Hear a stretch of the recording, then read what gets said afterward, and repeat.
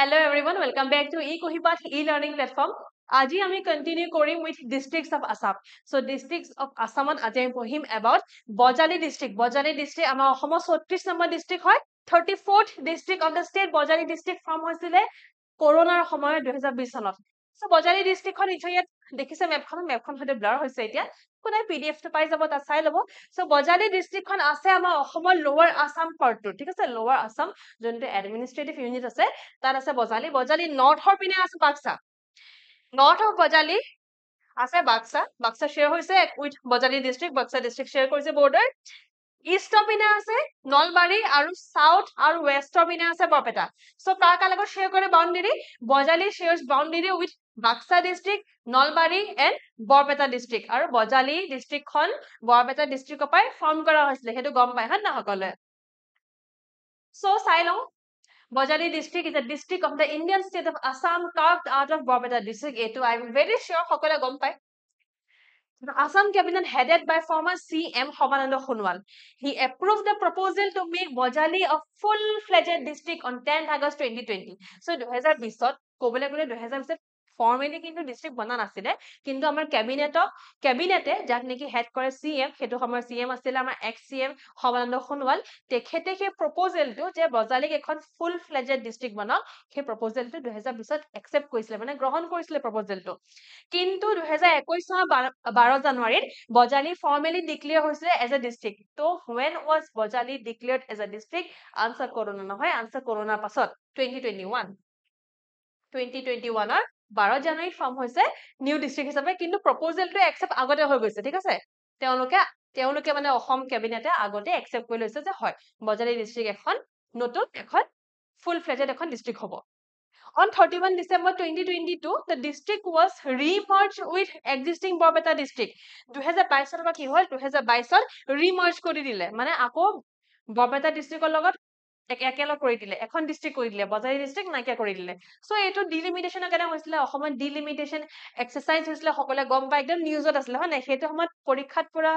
Delimitation আহাটো চিয়ৰ আছে প্ৰিলিমছত আহিছিলে মেইনছত আহিছিলে ডিলিমিটেশন এক্সাৰসাইজৰ কথা সো 2022 ত অসমত হৈছিলে ডিলিমিটেশন এক্সাৰসাইজ আৰু তাৰ কাৰণে ডিলিমিটেশন এক্সাৰসাইজ হোৱাৰ কাৰণে চাৰিখন ডিস্ট্ৰিক্ট মাৰ্জ কৰিব লগা হৈছিলে মানে তেওঁলোক সেইখন ডিস্ট্ৰিক্ট যোনকেইখন ডিস্ট্ৰিক্টৰ পৰা ফাটি বনোৱা হৈছিলে সেই পুৰণা ডিস্ট্ৰিক্টৰ লগত একেলগ কৰি পেলোৱা হৈছিলে সেইকাৰণে বজালিক আকৌ নাইকিয়া কৰি বজালি বৰপেটাৰ অংশ বৰপেটা ডিস্ট্ৰিক্ট বুলি বনাই দিয়া হৈছিলে ঠিক আছে এইখিনি হ'ল কি 2022 ত নাও আমি আগবঢ়াৰ আগতে আমাৰ নতুন একদম ফ্ৰেছ বেচ লঞ্চ হৈছে এমসিকিউ বেসড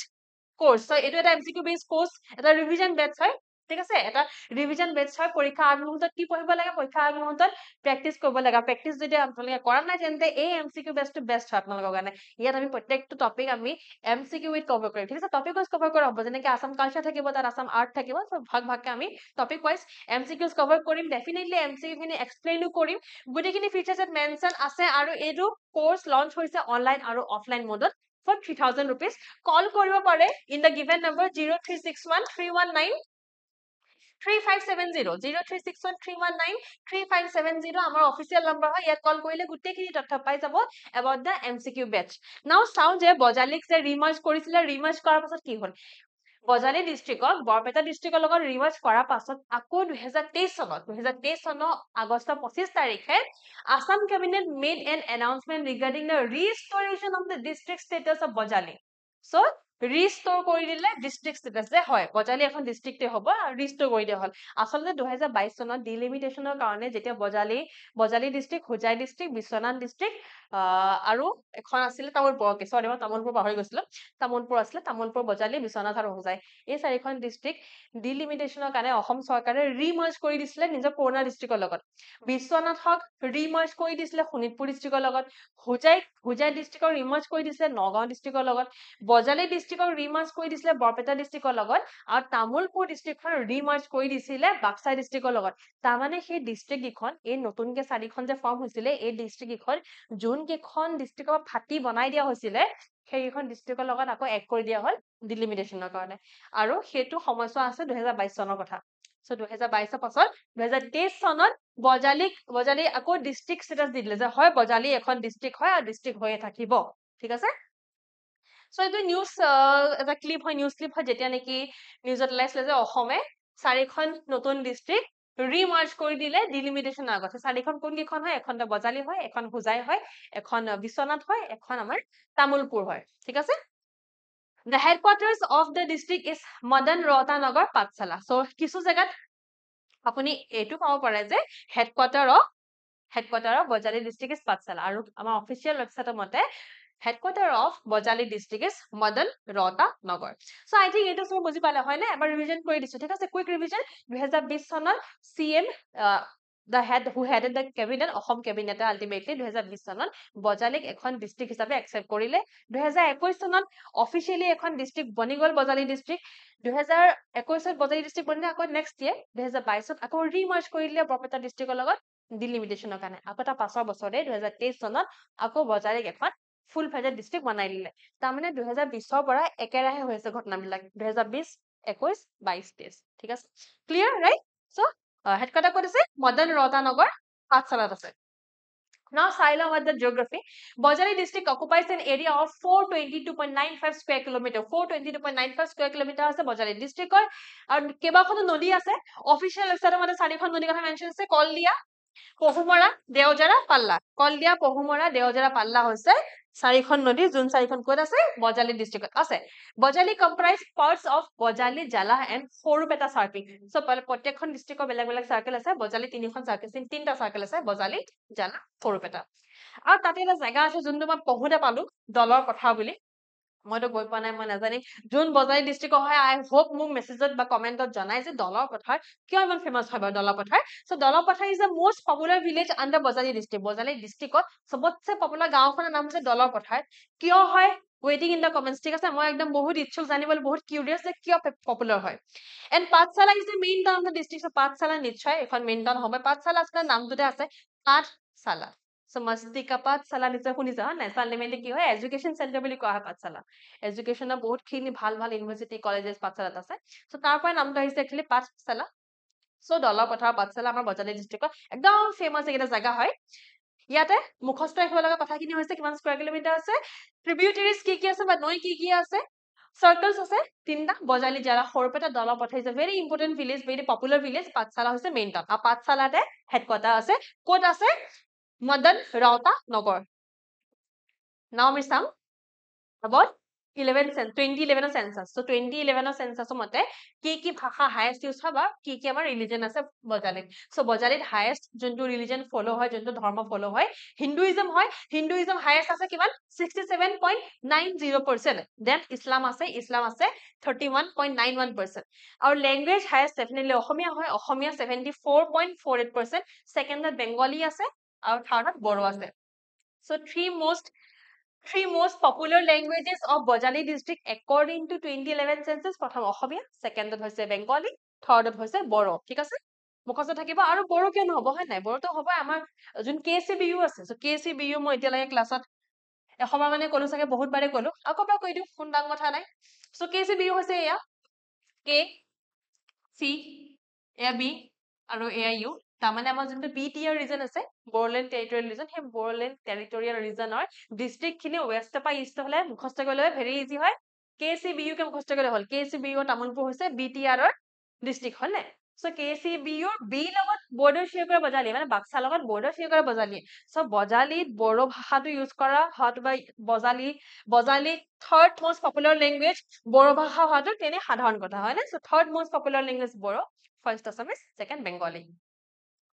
এইখিনি হৈ গল ডেমোগ্ৰাফিক্স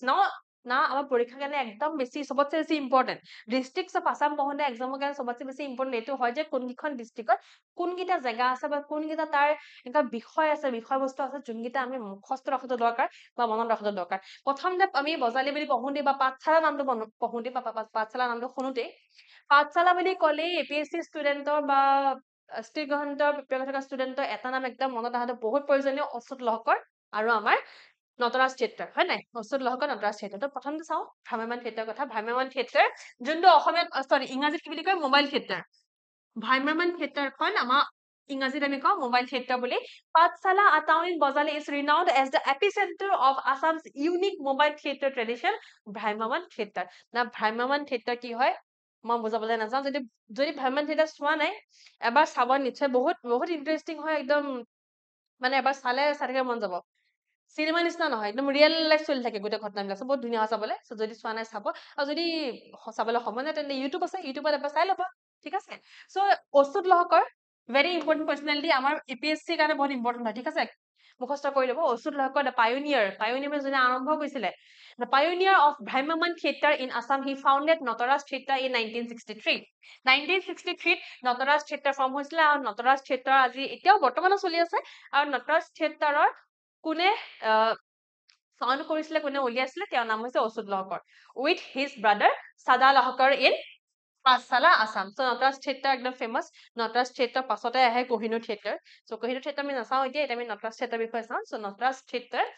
was founded by Ochut Lohkar in 1963. আচ্ছা why not give you a practice question হয় না so মই practice question যে অনা নাই সাধাৰণতে আনো আজি অনা নাই কিন্তু মই question এটা দি দিওঁ যদি কোনোবা চাই আছে ক্লাছ কেইটা মন দি তেন্তে মোক জনাব যে Kohinoor Theatre APSC কাৰণে ইম্পৰ্টেণ্ট সেইকাৰণে দিছো ঠিক আছে APSC হওক বা যিকোনো আমাৰ অসমৰ ষ্টেটৰ পৰীক্ষাত অহা সম্ভাৱনা আছে এনেকুৱা প্ৰশ্ন সো Kohinoor Theatre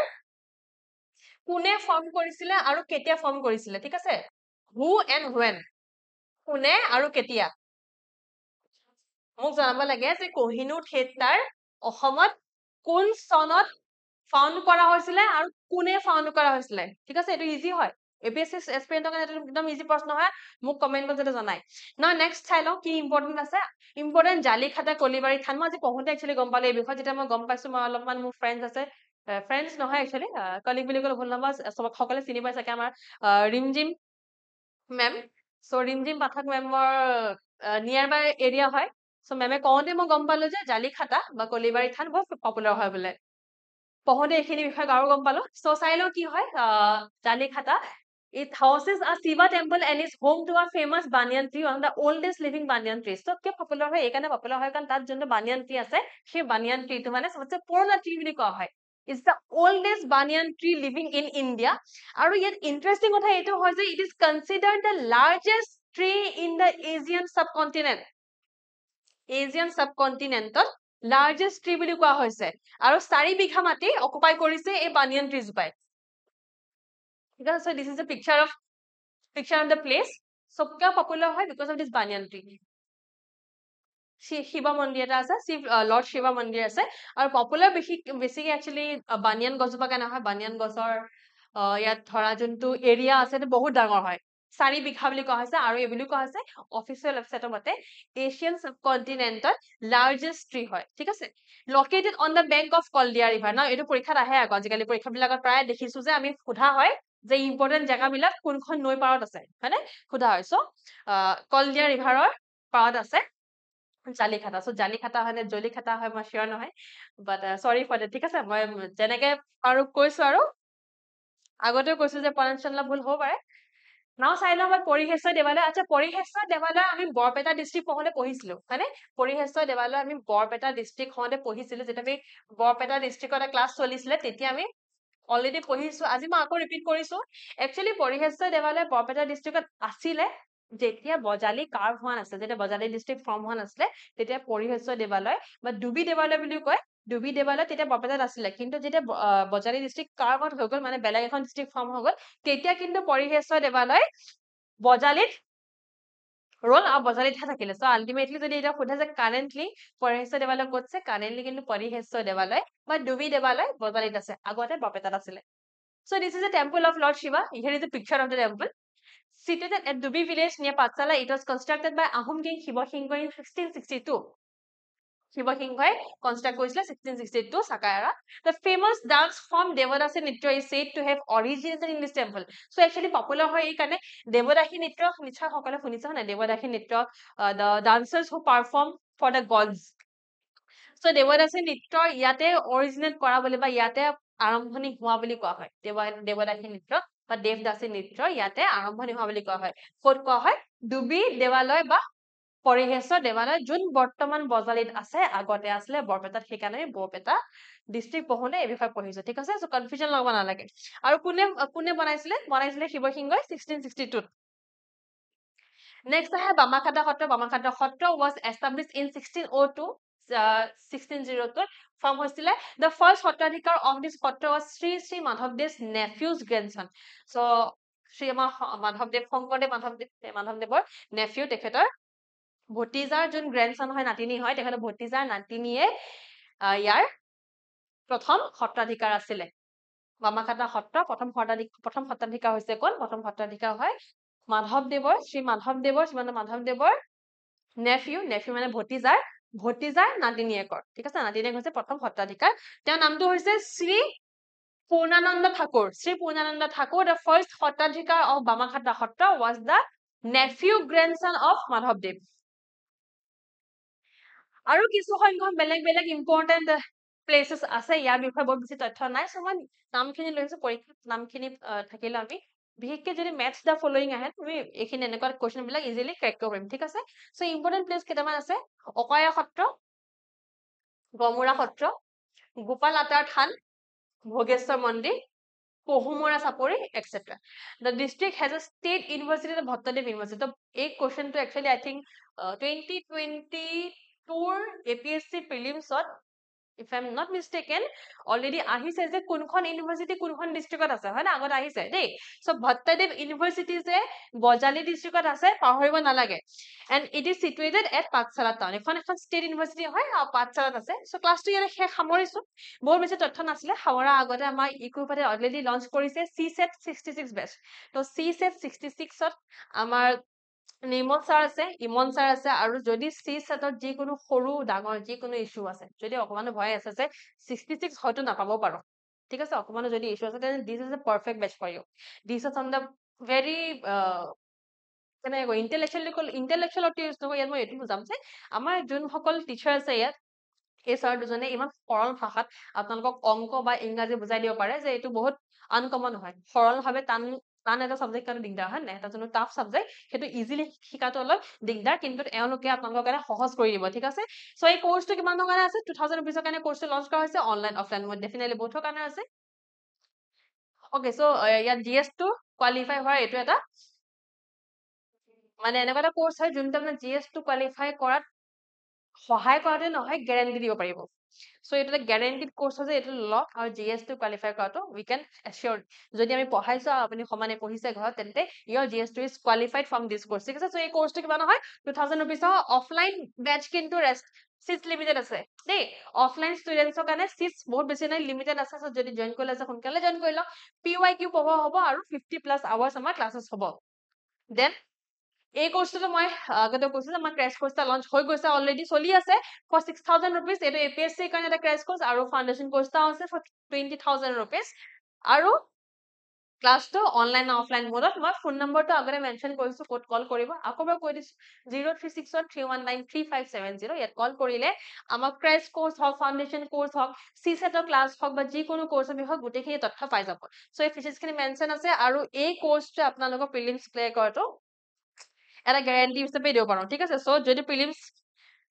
প্ৰিলিমছৰ কাৰণে এতিয়াও 50+ দিছে হয়তো 53 ডেজ মান আছে আই এম নট শিওৰ বাট 50 কে বেছি আছে যদি এটাকে প্ৰিপাৰেচন কৰা নাই স্টাৰ্ট হোৱা নাই এতিয়াও যদি কনফিউজ হৈ আছে কি কৰিব লাগে তেন্তে ইয়াৰ যোনকেইটা কোৰ্স আছে এইকেইটা আপোনালোকৰ কাৰণে বহুত এটা ভাল কোৰ্স হয় মই এইটো বুজাব পাৰো যদি আপোনালোকে সপোন দেখিছে ACS হয় APS হয় বা APSC ক্ৰেক কৰা যদি আপোনাৰ ঘৰৰ সপোন হয় তেন্তে যোনকেইটা কোৰ্স মেনশন আছে সেইকেইটা কিন্তু জয়েন কৰি নাপাহৰিব আৰু আজি ক্লাছটো PDF টো ইয়াত পঠাই দিয়া হ'ব মই যোনটো টেলিগ্ৰাম চেনেল আছে স্ক্যানাৰখন স্ক্যান কৰি ল'ব আৰু ইয়াতে কোৰ্স পঠাই দিয়া হ'ব সো ক্লাছটো শেষ কৰিছো ক্লাছটো ভাল পালে লাইক কৰিব শ্বেয়াৰ কৰিব সাবস্ক্ৰাইব কৰিব আৰু মোক কমেন্টত জনাব নাপাহৰিব যে কহিনুৰ ক্ষেত্ৰৰ কোনে কেতিয়া ফাউন্ড কৰিছিলে ওকে থ্যাংক ইউ